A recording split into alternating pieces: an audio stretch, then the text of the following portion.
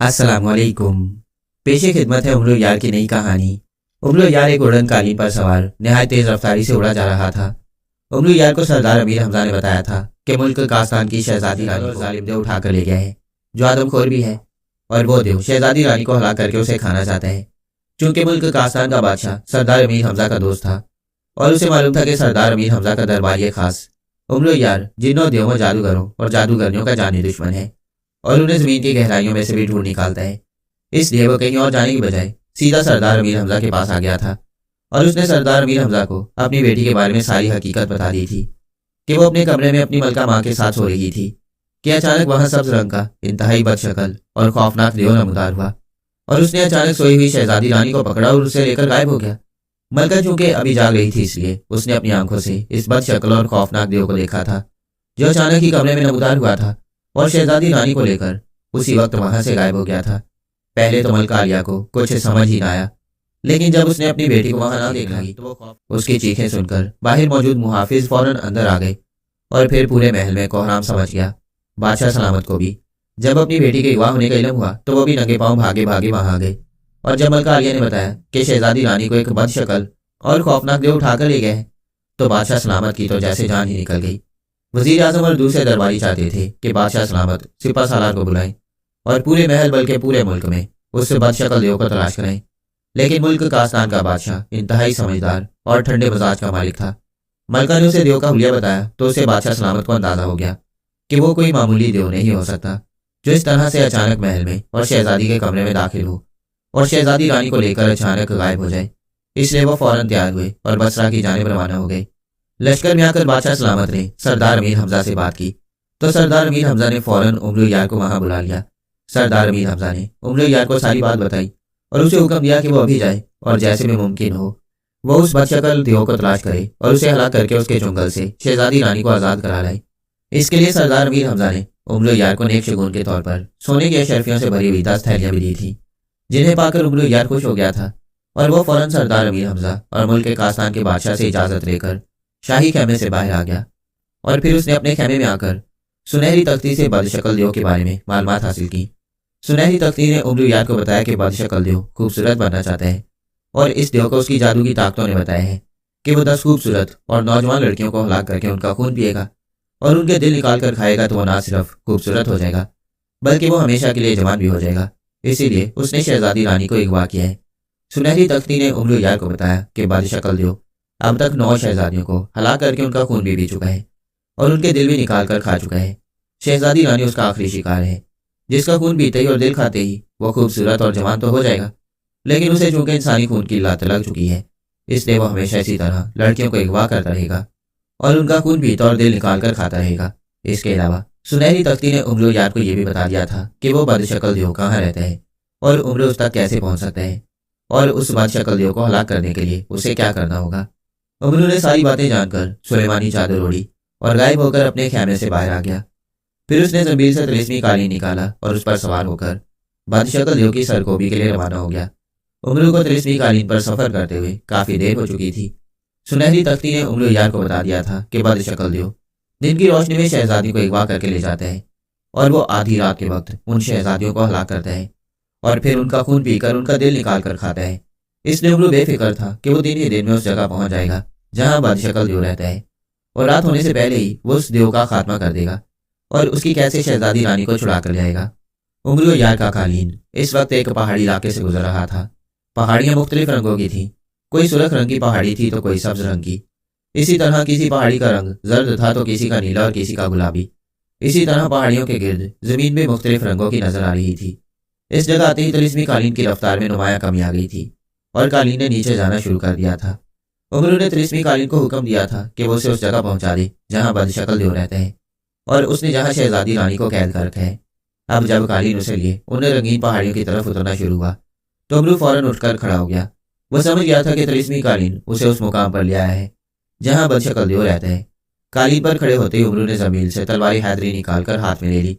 सुलेमानी चादर अभी तक उसके कांधों पर थी, इसलिए ना तो कोई उसे देख सकता था और ना ही उसके तिलिस्मी कालीन को। तिलिस्मी कालीन चंद ही लम्हों में नीले रंग की जमीन पर उतर गया। जैसे ही कालीन जमीन पर आया उमरो फौरन कालीन से उतरकर नीचे आ गया। उसका कालीन से उतरना था कि कालीन अचानक गायब हुआ और उसकी जमीन में पहुंच गया। उमरू यार की जमीन एक लम्हे के लिए भारी हुई और फिर हल्की हो गई। सुनहरी तख्ती ने उमरू यार को हदायत दी थी कि जब वो कालीन से उतरे तो वो खुद को जाहिर कर दे और अपने इर्द गिर्द देखते हुए जोर जोर से शहजादी रानी और बदशक्ल देव को आवाज़ें देना शुरू कर दे। ऐसा करने से पहले उसे शहजादी रानी का चेहरा दिखाई देगा, जिसका मतलब होगा कि शहजादी रानी वहीं कहीं मौजूद है। इसके बाद वहां बदशक्ल देव भी आ जाएगा और उमरू यार ने उसे अपने साथ मुकाबले के लिए ललकारना है। और जब देव उसके सामने आए तो उमरू को उसका मुकाबला करना है और उसे हलाक करना है। इस देव के हाथ सामने आ सकती है। अब उमरू चूंकि रंगीन वादी में पहुंच चुका था, इसलिए उसने फौरन कांधों से सुलेमानी चादर उतारी और वहां जाहिर हो गया। उमरू ने सुलेमानी चादर जमीन में डाली और फिर वो चारों तरफ देखते हुए जोर जोर से शहजादी रानी को आवाजें देने लगा। शहजादी रानी, कहाँ हो तुम? मुझे अपना चेहरा दिखाओ। मैं उमरू अय्यार हूँ और मैं यहाँ तुम्हारी मदद करने के लिए आया हूँ। शहजादी रानी, उमरू ने जोर जोर से चीखते हुए कहा। तो अचानक उसके हक़ में एक निहायत हसीन शहजादी का हैबला सा नमूदार हुआ। बादशक्ल देव, मेरे सामने आओ, कहाँ हो तुम? उमरू ने शहजादी रानी के बाद बादशक्ल देव को आवाजें देते हुए कहा। उमरू ने अभी बादशक्ल देव को एक ही आवाज़ दी थी कि शहजादी रानी के बाएं तरफ सब्ज रंग का एक बदशक्ल चेहरा नमदार हुआ। इस बदशक्ल चेहरे की आंखें बेहद बड़ी बड़ी और खौफनाक थी। बदशक्ल देव के साथ उसके हाथ की 3 अजीबोगरीब उंगलियां भी नमदार हुई थी, जो उसने चेहरे के सामने कर रखी थी। इस देव की उंगलियां ऐसी थी जैसे सांपों की दुमें हों। तीनों उंगलियां मुख्तलिफ रंगों की थी, एक सब्ज, एक जर्द और एक सुर्ख। तीनों उंगलियों से सफेद रंग का मादा सा टपकता हुआ दिखाई दे रहा था, जो जमीन पर जहां जहां गिर रहा था वहां चिंगारियां सी फूटती थी और जमीन में सुराख सा हो जाता था। यूं लग रहा था जैसे बदशक्ल देव की उंगलियों से टपकने वाला मादा तेजाब हो, जो हर चीज को गला कर रख देता है। मैं यहाँ हूँ उमरू यार, बदशक्ल देव ने गरजदार आवाज में कहा। तो उमरू ने फौरन सर घुमाकर उसकी तरफ देखा और फिर जैसे उसकी नजर बदशक्ल देव पर पड़ी, वह बौखलाकर कई कदम पीछे हट गया। देव इंतहाई भयानक और खौफनाक था और उससे ज्यादा उसकी सांपों की दुमों जैसी 3 रंगीन उंगलियां थी, जिनसे तेजाब जैसा सफेद मादा टपक रहा था। मेरे सामने आओ बदशक्ल देव, मैं तुम्हें हलाक करने के लिए आया हूँ। अगर हिम्मत है तो आओ और मेरा मुकाबला करो। उमरू ने बदशक्ल देव की जानिब गजबनाक नजरों से देखते हुए कहा। तो अचानक देव का चेहरा गायब हुआ और दूसरे लम्हे उमरू के सामने देव जाहिर हो गया। इस बार देव का जिस्म भी था। देव के हाथों और पैरों की 3-3 ही उंगलियां थी और तीनों मुख्तलिफ रंगों की थी, जिनसे तेजाब जैसा मादा निकल रहा था। और वो नमदार होकर जहां खड़ा था वहां जमीन से धुआं सा निकलना शुरू हो गया था। मैं आ गया हूँ आदमजाद उमरू यार, मैं तेजाबी देव हूँ। तुमने यहाँ आकर अपनी मौत को आवाज दी है। मैं तुम पर अभी तेजाब फेंककर तुम्हें एक लम्हे में जलाकर भस्म कर दूंगा। बदशक्ल देव ने उमरू की जानिब खूंखार नजरों से घूरते हुए कहा। साथ ही उसने अपना हाथ झटका तो उसकी उंगलियों से टपकता हुआ तेजाब उमरू की जानिब आया। उमरू ने उछलकर तेजाब से बचने की कोशिश की, लेकिन बचते बचते भी तेजाब उसके कपड़ों पर आ गिरा और दूसरे लम्हे उमरू यार के कपड़ों में पहले सुराख से बने और फिर उसके कपड़ों में आग लग गई। लेकिन ये आग चंद लम्हों के लिए थी। आग उसके कपड़ों पर फैलने के बजाय फौरन बुझ गई थी। अलबत्ता उमरू के कपड़ों में बेशुमार सुराख हो गए थे।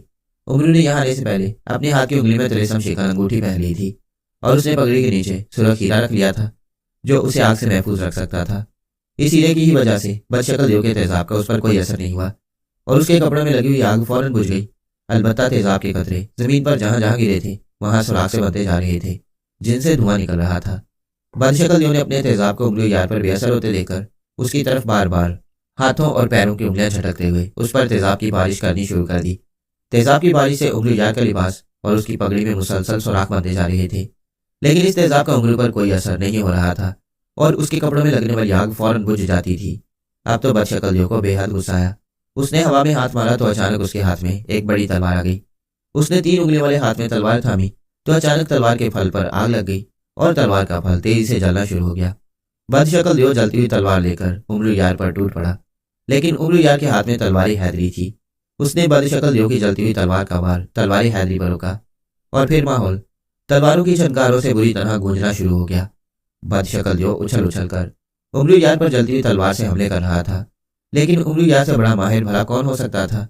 उमरू यार न सिर्फ उसकी तलवार के हमले रोक रहा था, बल्कि वो पैंतरे बदल बदल कर बदशक्ल देव पर हमले भी कर रहा था, जिसकी वजह से बदशक्ल देव की परेशानी बढ़ती जा रही थी। उमरू ने उसकी परेशानी का फायदा उठाकर उस पर अचानक तेजी से हमले करने शुरू कर दिए और फिर उसने सबसे पहले सुनहरी तख्ती के हदायत के मुताबिक बदशक्ल देव के हाथों और पाँव की सुर्ख उंगलियां काटी और फिर उसकी बारी बारी तमाम उंगलियां काट दी। तमाम तेजाबी उंगलियां करते ही बदशक्ल देव वहीं गिर गया और फिर अचानक उसके सारे जिस्म पर सफेद मादे जैसा तेजाब उभर आया और वो इसी तेजाब में गलकर पानी बनकर बह गया। जैसे ही बदशक्ल देव हलाक हुआ, अचानक वहां शहजादी रानी नमूदार हुई, जिसका उमरू ने वहां हैबला देखा था। शहजादी रानी बेहद खौफजदा थी। उमरू उसके पास गया और उसे सारी बात बताई। ये सुनकर शहजादी रानी बेहद खुश हुई कि उमर यार ने अपनी बहादुरी और अक्लमंदी से बदशक्ल देव को हला कर दिया है। तो वो बेहद खुश हुई और उसने उमर का शुक्रिया अदा किया। उमर ने उसे साथ लिया और जमील से तिलिस्मी कालीन निकाल कर उस पर अपने साथ बिठाया और उसे सरदार अमीर हमजा के लश्कर और फिर उनके खेमे में ले गया, जहाँ शहजादी रानी का बाप भी मौजूद था। अपनी बेटी को जिंदा सलामत वापस आते देखकर मुल्क कास्तान का बादशाह बेहद खुश हुआ। सरदार अमीर हमजा भी उमर यार से खुश थे कि उमर ने हमेशा की तरह उनकी इज्जत रख ली थी और शहजादी रानी को एक जालिम और बदशक्ल देव से बचा कर ले आया था। उन्होंने उमर को एक खजाना इनाम में दिया तो उमर खुशी से बार बार सरदार अमीर हमजा का शुक्रिया अदा करने लगा। मुल्क कास्तान के बादशाह ने भी उमर से कहा कि वो उनके साथ मुल्क कास्तान चले तो वो भी उसे एक खजाना इनाम में देंगे। तो उमर यार का दिल चाहा कि वो खुशी से वही नाचना शुरू कर दे। सरदार अमीर हमजा ने भी उसे काफी बड़ा खजाना इनाम में दिया था और अब मुल्क कास्तान के बादशाह ने भी उसे खजाना देने का वादा किया था, इसलिए वो बेहद खुश था।